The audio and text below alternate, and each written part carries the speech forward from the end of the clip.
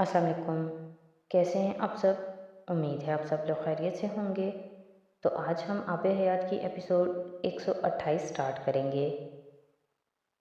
अब्दुल्ला कानों में पड़ने वाली आवाज़ों को रोक देना चाहता था।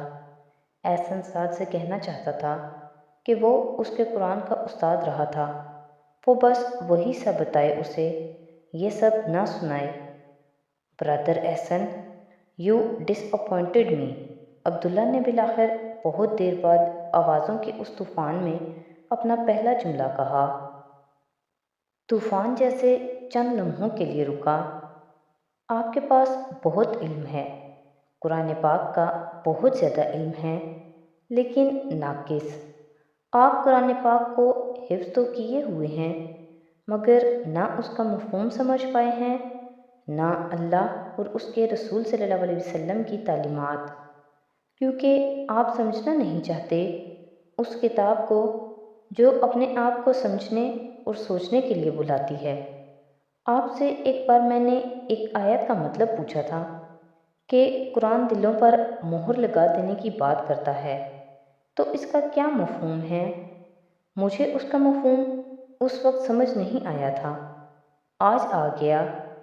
आप मेरे उस्ताद रहे हैं, मगर मैं दुआ करता हूँ अल्लाह आपके दिल की मोहर तोड़ दे और आपको हिदायत अता फरमाए।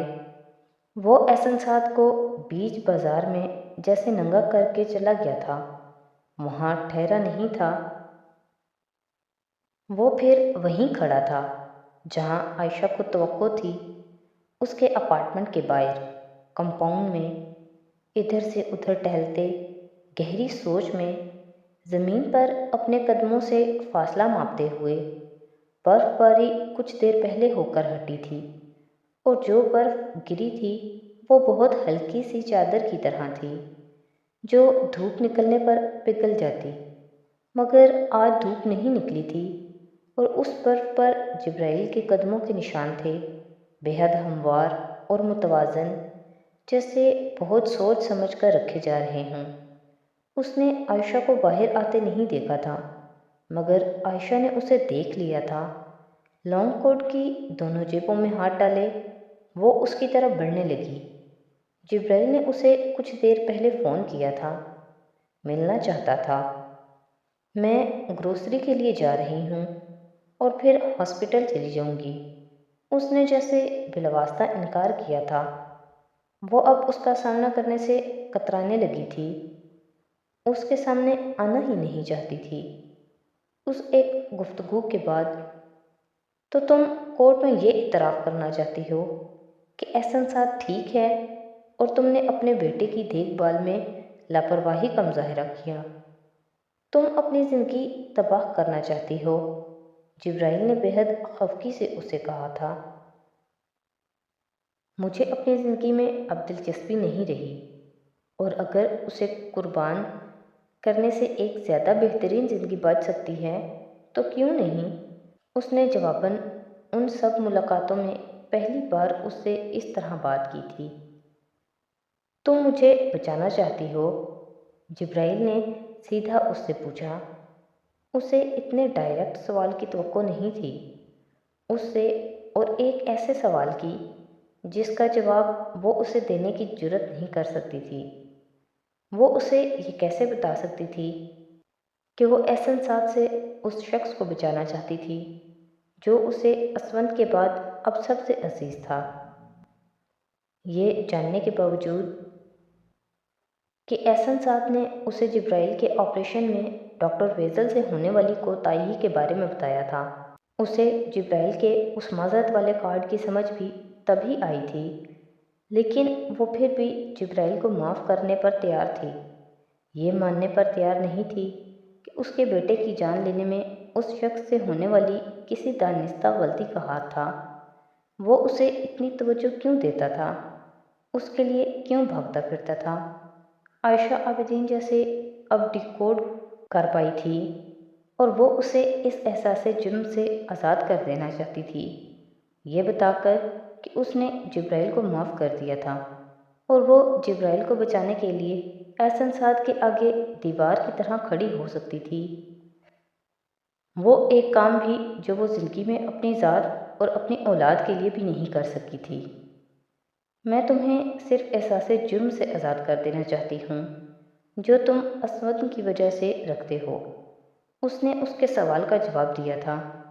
جبرائیل بول نہیں سکا تھا۔ میں اس کے لیے تمہارا شکریہ ادا کر سکتا ہوں مگر تمہیں اپنی زندگی تباہ کرنے کے لیے نہیں دے سکتا۔ بڑی لمبی خاموشی کے بعد جبرائیل نے کہا تھا، تم اگر احسن کے اس الزام پر کورٹ میں یہ کہو گی تو میں اپنی غلطی کورٹ میں جا کر بتاؤں گا۔ اس نے عائشہ سے کہا، تمہیں کوئی سمجھانے والا نہیں ہے، ہوتا تو تمہیں یہ نہ کرنے دیتا۔ اور نہیں، تمہارے پاس آنے کی واحد وجہ میرا احساس جرم نہیں ہے۔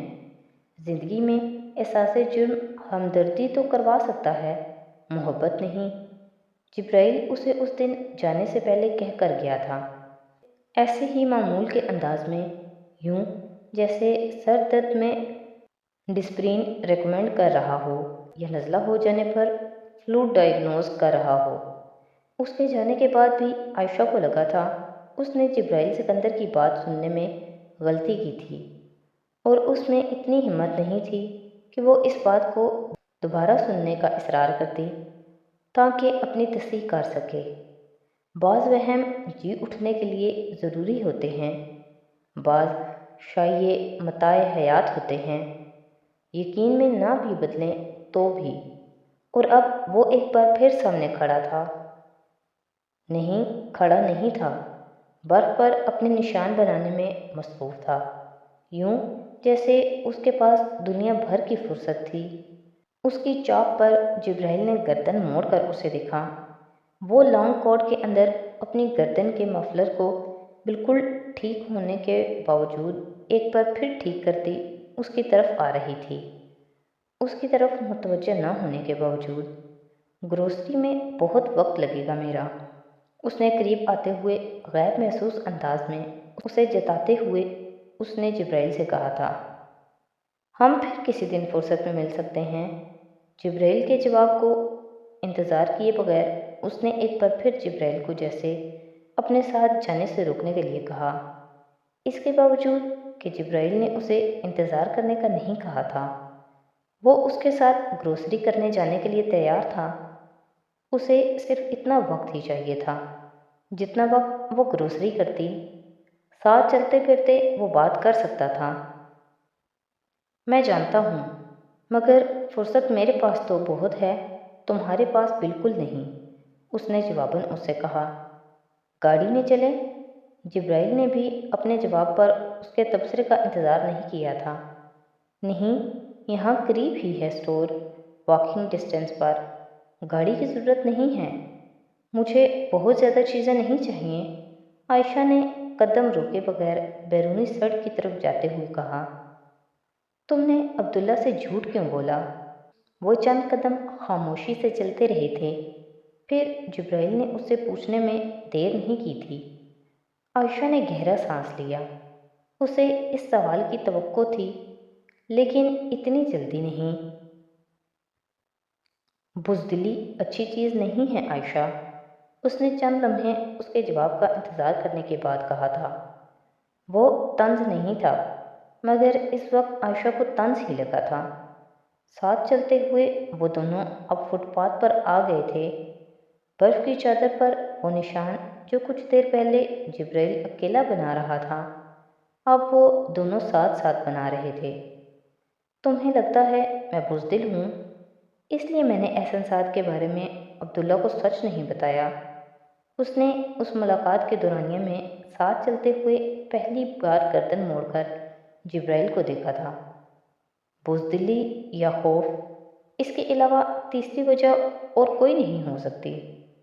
جبرائیل نے جیسے اپنی بات کی تصدیق کرتے ہوئے دو ٹوک انداز میں کہا، تمہیں ڈر تھا کہ احسن سعد تمہیں پریشان کرے گا، تمہیں فون کرے گا اور تنگ کرے گا، جبرائیل نے کہا تھا، مگر تم نے عبداللہ سے جھوٹ بول کر احسن سعد کو بچا کر بہت زیادتی کی۔ تم نے مجھے اور عنایا کو جھوٹا بنا دیا۔ اس کا لہجہ اب شکایتی تھا۔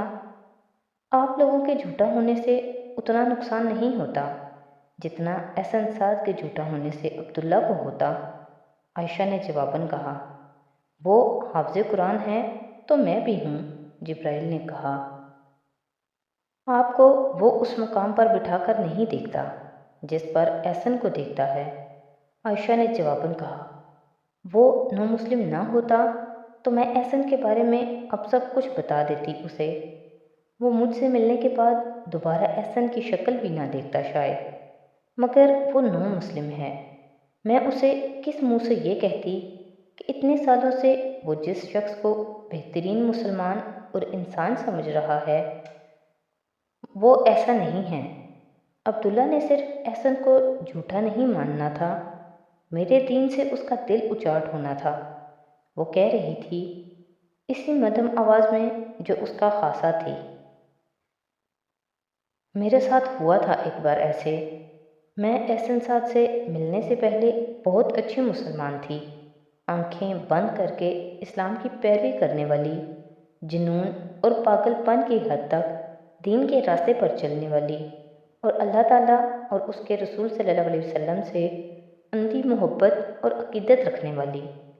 لیکن پھر میری شادی احسن سعد سے ہو گئی اور میں نے اس کا اصل چہرہ دیکھ لیا، اور میرا سب سے بڑا نقصان ایک خراب ازدواجی زندگی، طلاق یا اسفند کی موت نہیں ہے۔ میرا سب سے بڑا نقصان یہ ہے کہ اس نے مجھے دین سے بیزار کر دیا۔ مجھے اب دین کی بات کرنے والا ہر شخص جھوٹا اور منافق لگتا ہے۔ داڑھی اور حجاب سے مجھے خوف آتا ہے۔ میرا دل جیسے عبادت کے لیے بند ہو گیا ہے۔ اتنے سال میں دن رات اتنی عبادتیں اور وظیفے کرتی رہی اپنی زندگی میں بہتری کے لیے کہ اب مجھے لگتا ہے مجھے اللہ سے کچھ مانگنا ہی نہیں چاہیے۔ میں مسلمان ہوں، لیکن میرا دل آہستہ آہستہ کافر ہوتا جا رہا ہے اور مجھے اس احساس سے خوف آتا ہے، لیکن میں کچھ کر نہیں پا رہی۔ اور یہ سب اس لیے ہوا کیونکہ مجھے ایک اچھے عملی مسلمان سے بہت ساری توقعات اور امیدیں تھیں، اور میں نے انہیں چکنا چور ہوتے دیکھا، اور میں عبداللہ کو اس تکلیف سے گزرنا نہیں چاہتی تھی۔ اگر وہ احسن سعد کو اچھا انسان سمجھتے ہوئے ایک اچھا انسان بن سکتا ہے تو اسے بننے دے۔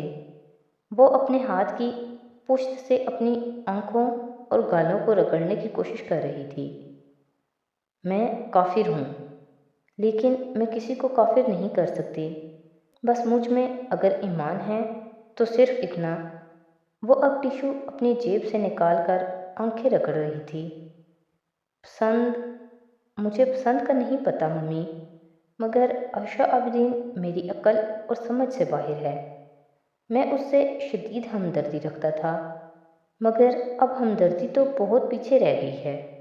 میں اسے اپنے ذہن سے نکال نہیں پاتا، بار بار اسے ملنا چاہتا ہوں، یہ جانتے ہوئے بھی کہ اس کا اور میرا کوئی فیوچر نہیں ہے، اور یہ جانتے ہوئے بھی کہ لائف پارٹنر کے طور پر مجھے جیسی لڑکی کی خواہش ہے عائشہ ان کی متضاد ہے۔ مجھے بہت مضبوط، پر اعتماد، زندگی سے بھرپور، کیریئر اورینٹڈ، ہر وقت ہنستی رہنے والی لڑکیاں اچھی لگتی ہیں جو بہت اچھی ویلیوز بھی رکھتی ہوں۔ کافی پیو گی یا اب بھی گروسری کرو گی؟ وہ اسے اب چھیڑ رہا تھا۔ گروسری زیادہ ضروری ہے، اس نے اپنی ندامت چھپاتے ہوئے آنسوؤں پر قابو پاتے ہوئے کہا۔ اگر اتنی ضروری ہوتی تو تم گروسری اسٹور کو پیچھے نہ چھوڑ آتی۔ عائشہ نے بے اختیار پلٹ کر دیکھا۔ وہ واقعی بہت پیچھے رہ گیا تھا، بہت ساری دوسری چیزوں کی طرح۔ آگے بہت کچھ تھا۔ اس نے جبرائیل کا نم چہرہ دیکھا، پھر نم آنکھوں سے مسکرائی۔ کافی پی لیتے ہیں پھر؟ امامہ نے اس اسکریپ بک کو پہلی ہی نظر میں پہچان لیا تھا۔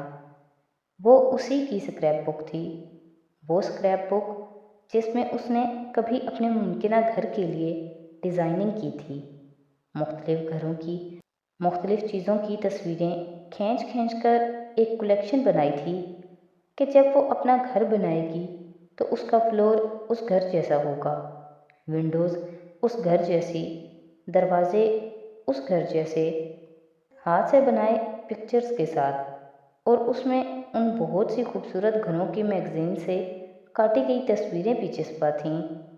वो स्क्रैप बुक चंद साल पहले उसने फेंक देने के लिए बहुत सारी रद्दी के साथ निकाली थी, और हुमैन ने उसे फेंकने नहीं दी थी। उससे वो स्क्रैप बुक ले ली थी, और अब अमामा ने उस स्क्रैप बुक को यहाँ देखा था, हुमैन सिकंदर के पेंट हाउस की एक दराज में। उसकी मरम्मत की जा चुकी थी, और वो बहुत साफ़ सुथरी और उससे बेहतर हालत में नज़र आ रही थी, जिसमें अमामा ने उसे आखिरी बार हुमैन को देते हुए देखा था। तुम क्या करोगे इसका? उसने हुमैन से पूछा था। आपको ऐसा एक घर बना कर दूंगा, उसे वही जवाब मिला था जिसका उसे पहले ही अंदाज़ा था। वो हुमैन सिकंदर के सरप्राइज़ को बूझने में माहिर थी। तो आज की एपिसोड यहीं पर ख़त्म करते हैं। नेक्स्ट एपिसोड के साथ कल फिर हाजिर होंगे। तो अगर आपको मेरी वीडियोस अच्छी लग रही हैं तो प्लीज़ मेरी वीडियोस को लाइक करें, मेरे चैनल को सब्सक्राइब करें और अपने फैमिली और फ्रेंड के साथ शेयर करें। बहुत शुक्रिया।